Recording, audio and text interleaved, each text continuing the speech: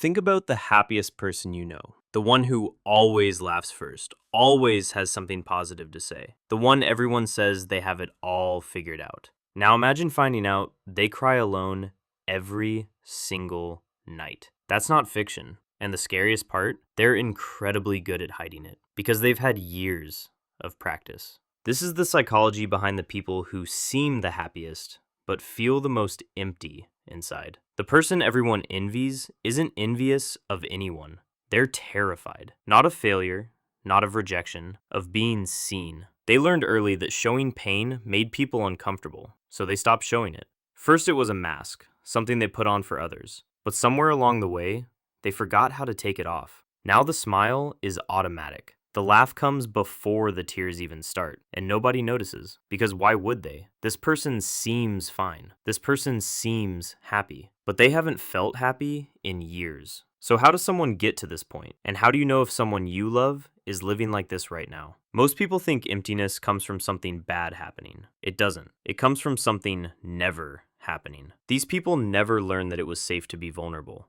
So their brain built a wall, a permanent one. Not overnight, brick by brick, year by year. Every time they showed pain and got dismissed, another brick. Every time they were told to just cheer up, another brick. Until one day the wall was so high, they couldn't see over it anymore. Psychologists call this emotional suppression, and over time, it becomes automatic. The brain does it even when you don't want it to. And here's the thing most people don't know. It doesn't just hide pain, it blocks everything. Joy, connection, intimacy, all of it. When you shut down the bad feelings, you don't get to keep the good ones either. Your brain doesn't let you pick and choose. Here's the part most people don't realize. When someone suppresses their emotions for too long, their brain doesn't just mute pain, it stops registering meaning. Moments stop landing. Compliments don't sink in. Achievements feel hollow. That's why they can be surrounded by people and still feel completely alone. It's not loneliness, it's emotional numbness.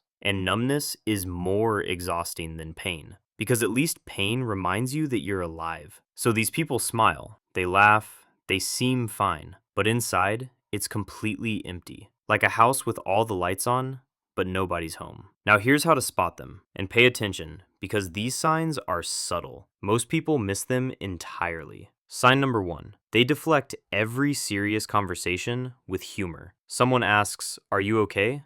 And they laugh it off. Every single time, without exception. Me?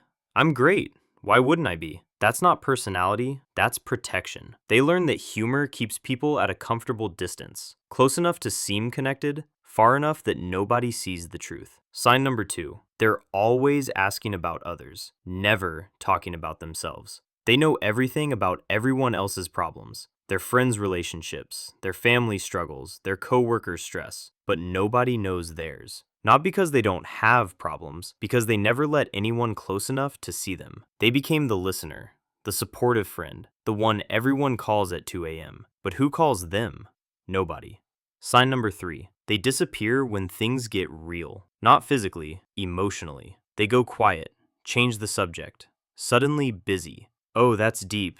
Anyway, did you see that thing online? The moment a conversation gets too close to the truth, they vanish. Because staying means risking everything they've built, and they're not ready for that. Here's what nobody tells you about people like this. They don't need advice. They don't need solutions. They don't need to be told, it's okay to be sad. They need someone to notice. Not the smile, not the jokes, not the I'm fine. Them, the real them. The one hiding behind all of it. And most people never do, because it's easier to believe someone is happy than to sit with the possibility that they're not. We see what's comfortable, not what's real. And that's why these people stay hidden. Not because nobody cares, because nobody looks. If you recognize yourself in this video, you're not broken. You're not dramatic. You're not weak. You learned to survive by hiding, and it worked for a while. But surviving isn't the same as living. The mask kept you safe, but it also kept you from being known.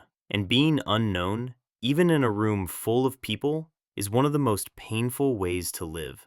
You don't have to show everyone. You don't have to expose yourself to the world. But find one person, just one. Someone safe, someone who won't flinch, and let them see the real version. They can handle it. I promise. If this felt uncomfortably familiar, this channel is for you. Subscribe to Cognizing. It's okay to take the mask off, at least when nobody's watching.